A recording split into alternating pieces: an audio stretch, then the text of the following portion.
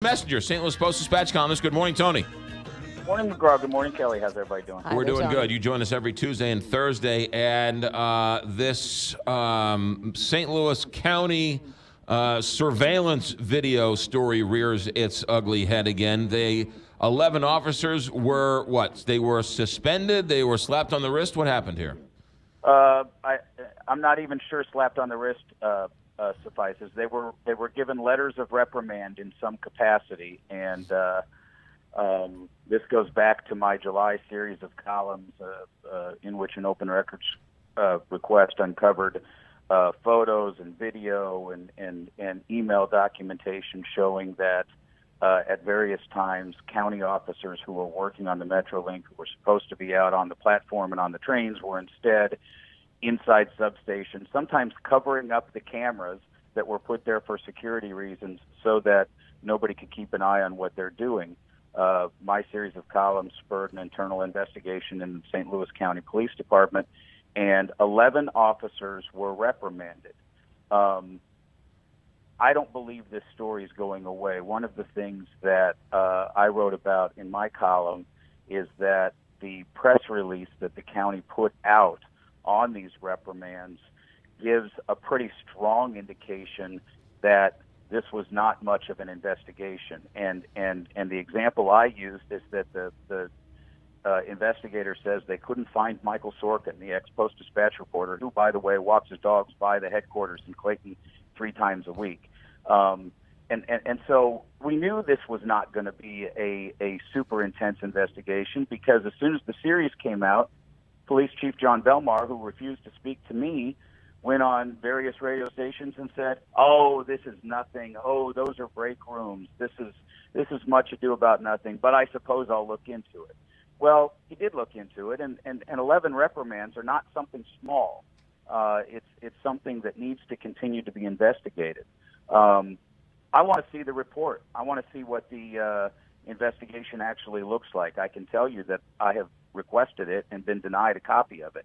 I think that tells us something. I don't think the county wants us to see what kind of investigation it actually conducted. Do we know the name of the 11 officers? We do not know the name. We do not know what their reprimand was. We do not know the level of investigation. And here's the bigger issue. The series, while the photos and videos of covering the camera got the attention and were important, the series wasn't about officer misdeeds.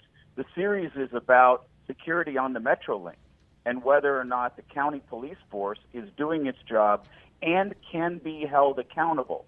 Remember, those county police officers are working under a contract with Metro. And the folks in Metro said then, and continue to say, that there is no accountability, that they can't keep track, they can't keep a record of what those officers are doing.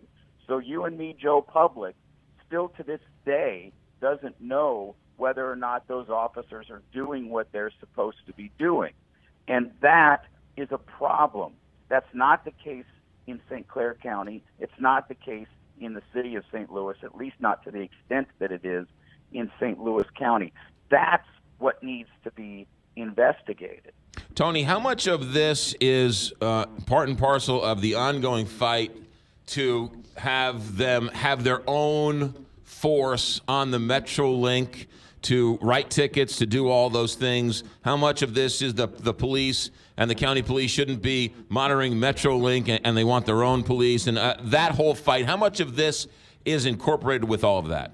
That's part of it, and when you talk to Metro people, the reason that they have talked about or raised the question as to whether or not they should have their own police force is twofold. One, that's how a lot of other cities that have more successful MetroLink transit policing do it.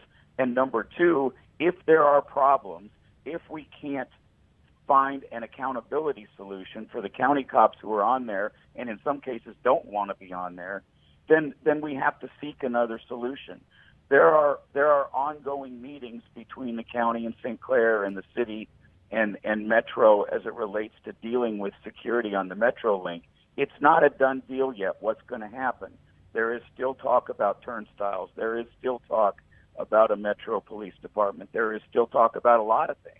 And that's why this investigation is important. But if somebody wanted Metro to have their own police force, it sure would be beneficial for them to sort of leak some stories about some police officers who, may or may not be doing something terrible, right? I mean, there could be some normal reasons why these police officers were at this place or covering up, or one was changing and didn't want the camera to look at him, or, but I mean, how much of this is trying to paint a picture that the police are so terrible, we need our own police department here? That's not the way I see it. The records say what the records say. Police officers were doing something that they shouldn't have been doing, and the evidence shows that in many cases they were not on the platforms, they were not policing. That's the big issue, and that's just simply the truth. And any police department that finds that ought to take that seriously, investigate it, and be accountable to the people. I still don't believe St. Louis County, through its police chief, John Belmar, has been accountable to the people. They're not sharing the investigation. They're not talking to me about it. I think it's a sham. Tony Messenger, St. Louis Post-Dispatch, every Tuesday and Thursday with us, and then STLtoday.com. Tony, have a good week. Thanks.